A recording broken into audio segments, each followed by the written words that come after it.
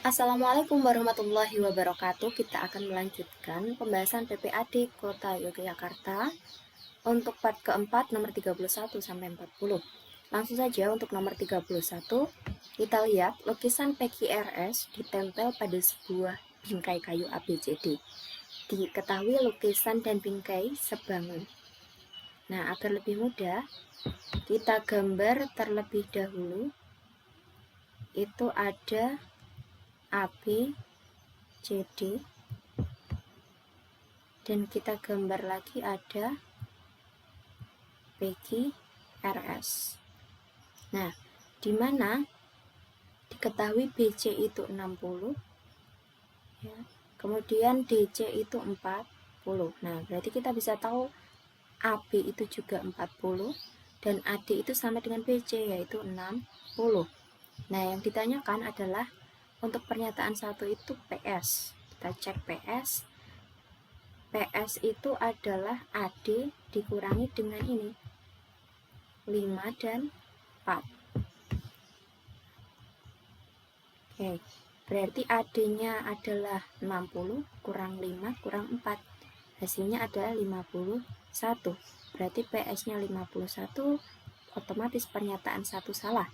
Kalau pernyataan 1 salah, A dan B salah, dan pernyataan 2 itu betul. Kita ketemu nih SR. SR-nya adalah 34 ya, dari pernyataan 2 ini. Nah, kita mau cek antara 3 atau 4. Nah, untuk lebih mudah kita bisa cek nomor 3. Kenapa? Karena SR itu adalah DC dikurangi dengan 2X. Di mana SR-nya tadi adalah 34, DC-nya adalah 40 dikurangi 2X. Nah, di sini kita pindahkan 2X ke ruas sebelah kiri, berarti jadi positif 2X. Kemudian yang 34 kita pindahkan ke sebelah kanan, jadi kurang atau minus 34.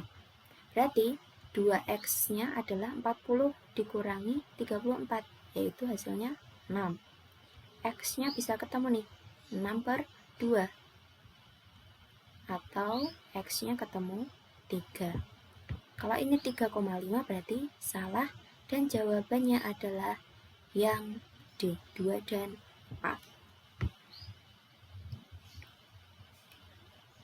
Oke, lanjut untuk soal nomor 32.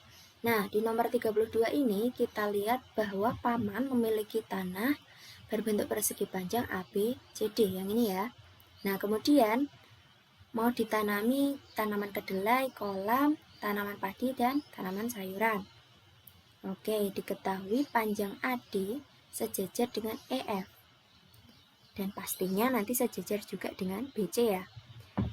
Nah, AE itu 4 dan AD itu 9. Nah, berarti kita tahu nih, DF itu juga 4 dan BC itu 9. Nah, ini FG itu 3. Nah, dari sini kita bisa tahu menghitung yang pertama itu tanaman kedelai. Nah, caranya kan kita belum tahu nih EG sama DG-nya. Nah, kita cek dulu yang DG, itu perhatikan segitiga DFG, ini segitiganya siku. Nah, kalau segitiga siku-siku, maka berlaku triple Pythagoras. Nah, kalau udah punya 3, punya 4, berarti satu sisinya lagi adalah 5. Oke, ketemu DG-nya 5, kita tinggal mencari EG. Nah, EG itu adalah AD dikurangi dengan FG. Untuk lebih jelasnya, kita bisa tarik nih garis bantu. Nah, oh iya betul ya. EG itu adalah AD dikurangi GF ya, FG atau FG. AD itu 9 dikurangi FG-nya 3. Berarti ketemu 6. Oke, sekarang kita bisa tahu nih keliling tanaman kedelai. Oke, berarti 9 ditambah 5 ditambah 6 ditambah 4. hasilnya adalah 24. Berarti pernyataan 4 salah. Oke, otomatis B dan D salah. Kita tinggal cek nih antara 1 atau 2. Karena pernyataan 3 juga otomatis betul. Kita mau cek yang satu aja ya. Nah, kita cek yang satu, tanaman sayuran. Oh, tanaman sayuran itu yang ini. Nah, di sini berlaku perbandingan. Kenapa begitu? Karena ini kita perhatikan ADB, kita gambar lagi segitiga ADB atau ABD. Kemudian di sini ditanami sayuran. Nah, kita misalkan EB itu X. Berarti kita ada dua segitiga nih. ABD sama EBG. AD itu 9, EG itu 6, EB tadi dimisalkan dengan X. Nah, kalau AB itu berarti 4 ditambah dengan X. Nah, di sini berlaku perbandingan. Perbandingannya kita misalkan EG yaitu 6 dibanding dengan AD 9.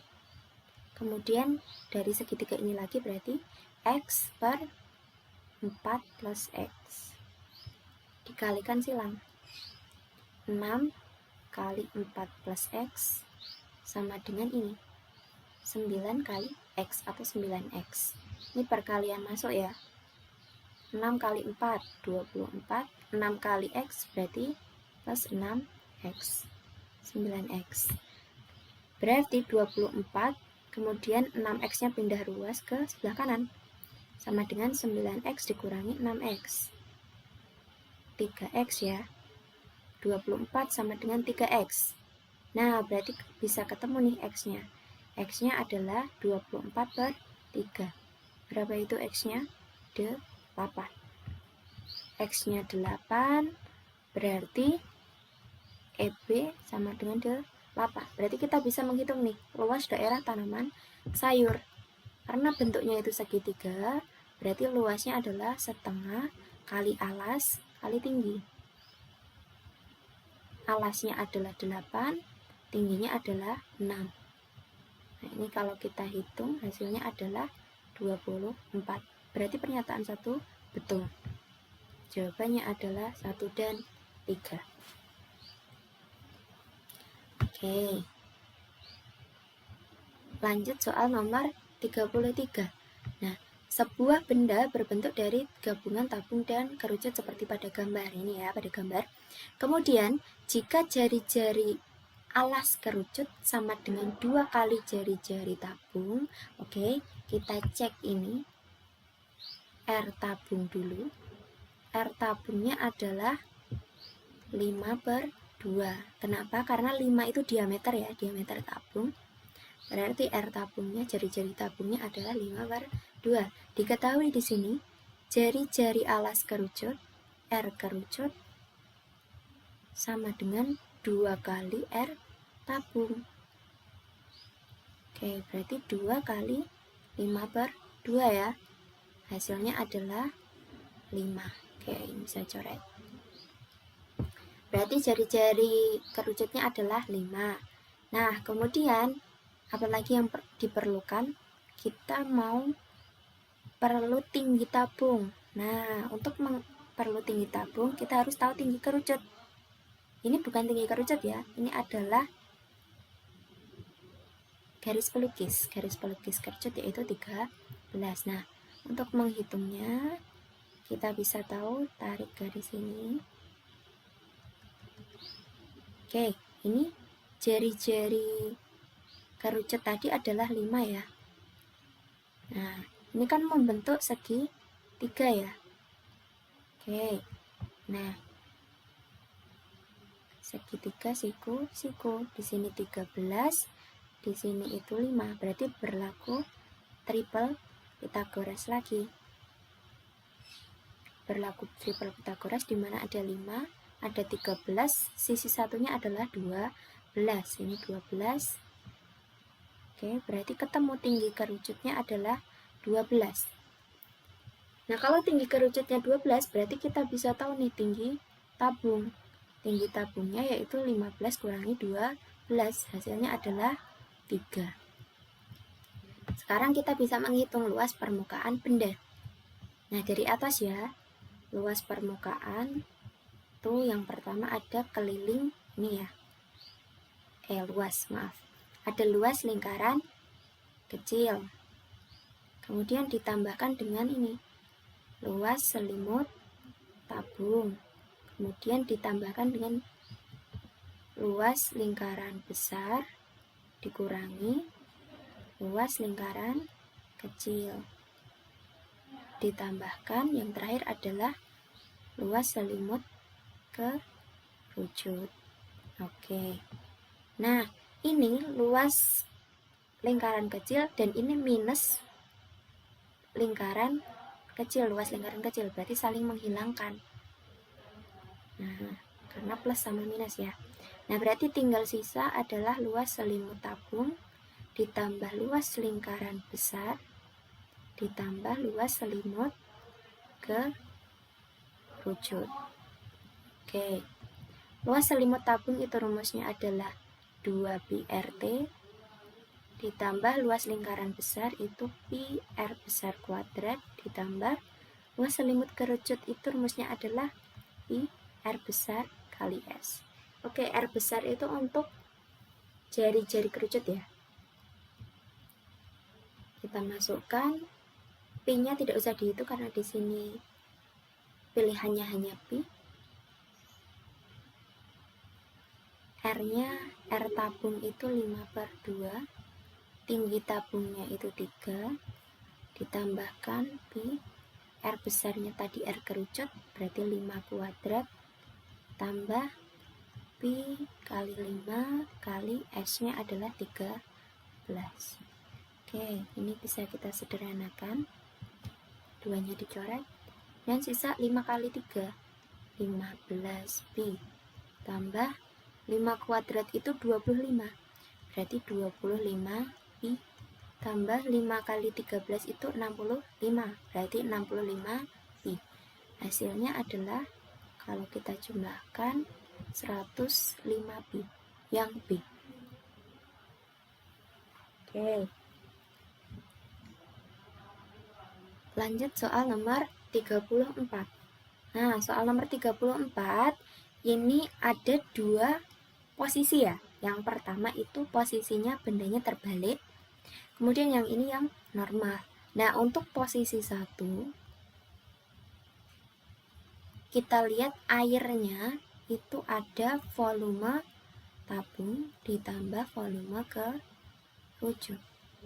Nah, sedangkan di posisi 2 itu hanya volume volume tabung. Yang ini ya. Nah, yang ditanyakan adalah tinggi air dalam tabung pada posisi kedua. Nah, berarti harusnya volume posisi 1 dan volume posisi 2 itu nanti sama. Ya, kita hitung dulu yang posisi 1. Volume tabung itu rumusnya adalah IR kuadrat T ditambah volume kerucut itu 1/3 PR kuadrat T. Oke, pinnya pakai 3,14, R-nya belum diketahui, tinggi tabungnya itu kan segini, berarti tingginya adalah 10 dikurangi dengan tinggi kerucut 6. 10 kurang 6, 4. 1/3, pi-nya 3,14 dikali R kuadrat, T-nya adalah ini 6 ya. Bisa kita sederhanakan. 6 bagi 3, 2. Oke, 3,14 kali 4. Hasilnya adalah 12,56 R kuadrat ditambah 3,14 kali 2, 6,28 R kuadrat. Ini kalau kita jumlahkan hasilnya adalah 18,84 R kuadrat. Nah, ini ya. Posisi kedua itu rumusnya adalah PR kuadrat kali T. Oke. P-nya itu adalah 3,14, R-nya belum tahu, T-nya itu yang dicari. Nah, posisi 1 sama posisi 2 itu sama. Nah, kita masukkan berarti ini volumenya 18,84 R kuadrat. Kenapa ya posisi 1 sama posisi 2 itu sama? Ya karena volume airnya kan tidak tumpah. Nah, berarti yang di dalamnya itu tetap sama isinya. Oke. Nah, ini R kuadratnya bisa kita coret. Kemudian sisa T-nya adalah 18,84 dibagi ini. 3,14. Berarti T-nya ketemu adalah ini 18,84 dibagi 3,14, hasilnya itu 6. Jawabannya B. Oke, kita lanjut untuk soal nomor 35. Nah, untuk soal nomor 35, ini ada sebuah bangun segitiga ABC ya, yang akan ditransformasikan sampai segitiga A double aksen, B double aksen, C double aksen. Nah, berarti posisi segitiganya yang ini. Nah, kita cek dulu besar rotasinya. Kalau ke sini itu berarti 90 derajat, kalau sampai sini berarti 180 derajat. Kemudian dirotasikan lagi ya, berarti ini masih tambah jadi 270 derajat besar rotasinya. Nah, berarti A dan B itu salah karena besar rotasinya adalah 90 derajat. Nah, ini antara C atau D. Nah, kita lihat dulu. Kalau ke sini itu kan berlawanan ya, berlawanan arah jarum jam. Nah, kita cek dulu berlawanan arah jarum jam. Ini A-nya di sini letaknya titiknya, kemudian dirotasikan, diputar. Berarti letaknya nanti di sini. Betul. Kemudian dia diputar lagi, dirotasikan lagi.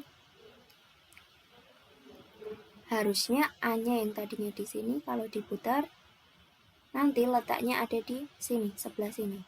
A double aksen. Ini kalau berlawanan jarum jam.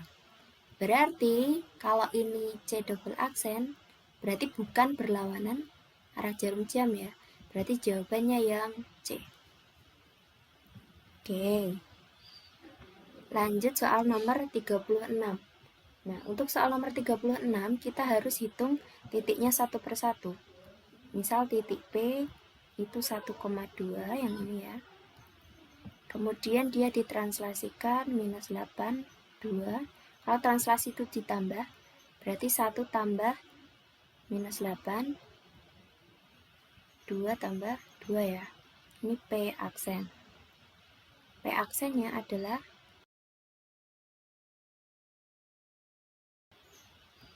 Oke. Kemudian dia dirotasikan sebesar 90 derajat.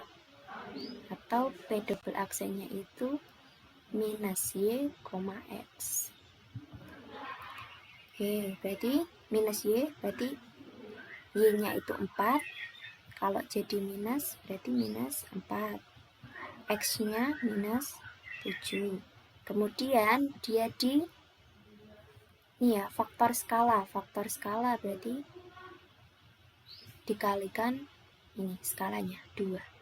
Berarti P triple aksen itu dari sini minus 4 kali 2 minus 7 kali 2, atau kita peroleh minus 8, minus 14.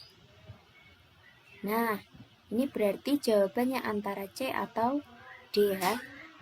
Kita tinggal cek ini. Oh, titik kedua berbeda, berarti kita tinggal cek Q-nya. Q-nya itu 0,5 6,2 translasi minus 8, 2, 6 tambah minus 8, 2 tambah 2. Oke. Berarti Q aksennya diperoleh minus 2,4. Kemudian dirotasikan 90 ya, kayak tadi ya masih. Q double aksennya adalah minus Y, X. Diperoleh minus 4, minus 2. Kemudian dengan faktor skala 2. Oke. Q triple aksen minus 4 kali 2 minus 2 kali 2 juga. Berarti hasilnya adalah minus 8, minus 4. Jawabannya yang mana? Yang D. Oke. Lanjut soal nomor 37. Nah, untuk soal nomor 37 ini tinggal kita perhatikan grafiknya dan kita cocokkan di pernyataan. Kita cari pernyataan yang benar yang mana. Mulai dari pernyataan 1. Tahun 2009 sampai 2019 mengalami kenaikan anak putus sekolah di semua jenjang. Nah, kita cek ya. Apakah semua grafiknya naik dari 2018 sampai 2019? Per garisnya ini ya. Oh, yang SD naik. SMP naik, SMK naik, SMA juga naik. Berarti pernyataan 1 betul. Nah, otomatis C dan D salah karena tidak memuat pernyataan 1. Kita tinggal cek yang 3 atau 4. Nah, kita cek yang 4 aja.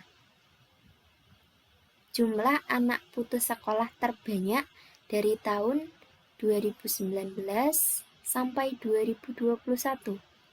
Oke, terjadi di jenjang SD. Nah, kita lihat nih. SMP, SMK, SMA. Oke. Ini masih segini ya. SD-nya naik sekali. Nah, berarti memang betul jumlah anak putus sekolah terbanyak tahun 2019 sampai 2021 itu pada jenjang SD. Jawabannya adalah 1 dan 4. Lanjut soal nomor 38. Nah, soal nomor 38 ini ada tabel nilai dan frekuensi. Nah, ini udah urut ya tabelnya. Untuk pernyataan 1, kita lihat nilai median. Nah, nilai median itu nilai tengah. Nah, berarti kita harus tahu dulu nih, nilai tengahnya itu data keberapa.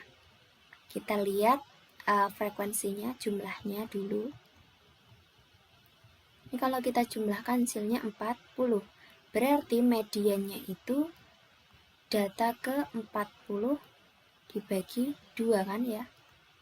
Nah, itu berarti tengah-tengahnya ada data ke 20 ditambah data ke 21 dibagi 2.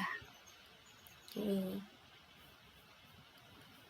Data ke 20 kita cek. Ini 6 tambah 5 itu 11 ya. 11 tambah 9 itu 20. Oh, berarti data ke 20 itu nilainya adalah 70. Kemudian data ke 21-nya adalah 80 dibagi 2. Hasilnya adalah 75. Kok 70? Berarti salah. Pernyataan 1 salah, otomatis pernyataan 2 betul. Berarti kita tahu nih, rata-ratanya adalah 74,75. Nah, kita cek antara 3 atau 4. Oh, ternyata membahas rata-rata semua ya. Tinggal kita cek yang di atas atau di bawah. Kita cek yang ketiga. Yang di atas rata-rata. Nah, berarti kalau rata-ratanya 74,75, di atas rata-ratanya pasti nilai 80 sampai 100 ya. Berarti ini kita hitung jumlahnya. 8 tambah 8 tambah 4. 20. Ini 29. Berarti salah. Oke. Jawabannya adalah 2 dan 4. Gampang ya? Gampang. Lanjut soal nomor 39. Nah, ini suatu keluarga mempunyai 5 anak. Anak termuda. Anak termuda itu berarti anak nomor 5 ya. Anak nomor 5 itu setengah kali yang tua. Oke, setengah dari tertua. Oke, ini termuda.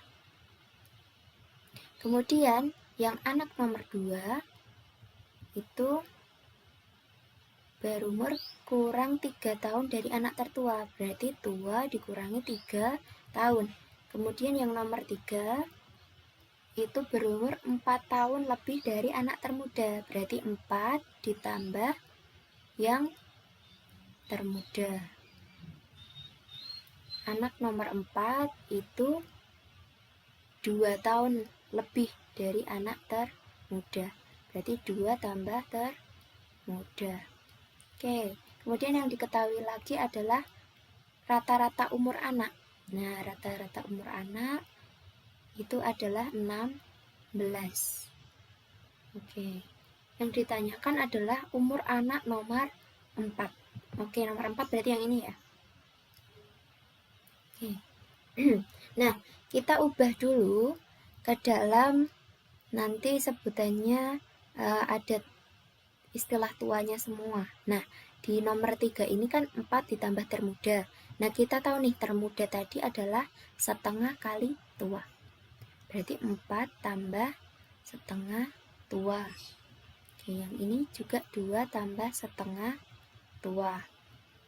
Nah, rata-rata itu adalah jumlah seluruh umur dibagi dengan banyaknya anak. Nah, oke, berarti anak nomor 5 ditambah nomor 4 ditambah nomor 3 tambah nomor 2 tambah nomor 1 dibagi dengan jumlah anak. Jumlah anaknya ada 5 ya, sama dengan 16. Ini 5-nya bisa kita pindah ke sana, berarti jadi nomor 5, nomor 4, nomor 3, nomor 2, nomor 1, 16 kali 5. Nomor 5 itu yang ini ya, setengah tua, tambah nomor 4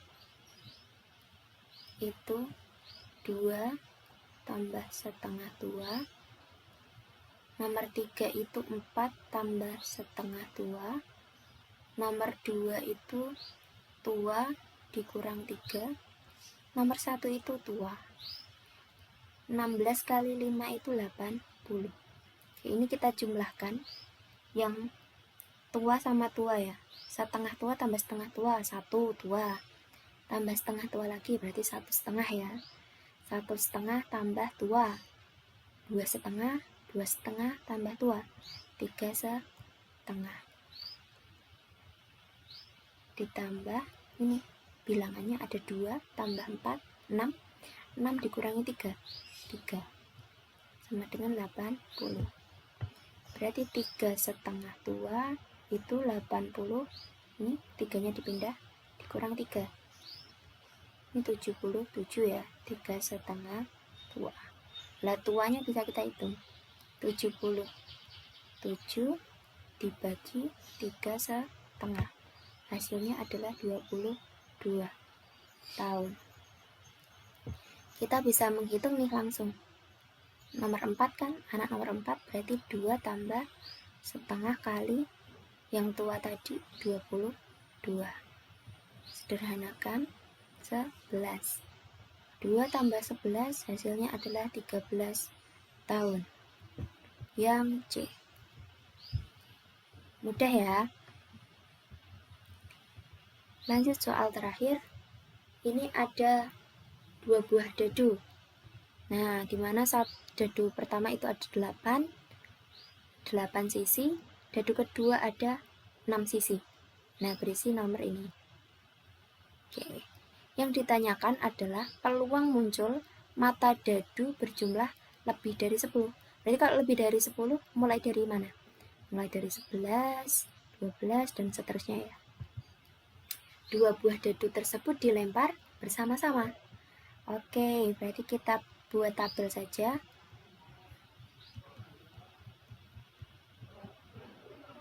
Oke, ini tabelnya penjumlahan. Ini yang atas itu dadu pertama, yang ke bawah itu dadu kedua. Ini mau kita jumlahkan. Karena kemungkinannya 1,1 ya, 11, berarti itu 2 dijumlahkan. 1, 3, 1, 3, 1, 2 itu 3, 1, 3 berarti 1 tambah 3, 4, 1 tambah 4, 5, 1 tambah 6, 1 tambah 5, 6, 1 tambah 6, 7, 1 tambah 7, 8, 1 tambah 8, 9, 2 tambah 1, 3, 2 tambah 2, 4, 2 tambah 3,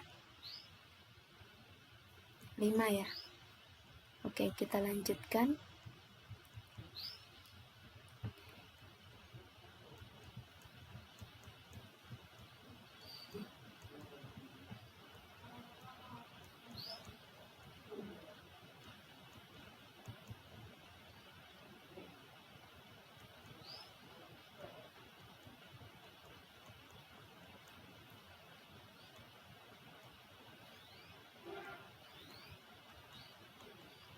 Oke, nah mulai dari 11 kan ya tadi. Oke, jadi di sini kita hitung ada berapa? 1, 2, 3, 4, 5, 6, 7, 8, 9, 10. Berarti ada 10, kemudian pernya adalah ini, 8 kali 6. 10 per 48. Nggak ada ya jawabannya? Oke. Sekian untuk pembahasan part keempat, nomor 31 sampai 40. Kita akan lanjut di pembahasan soal PPAD lainnya. Sekian dari saya. Wassalamualaikum warahmatullahi wabarakatuh.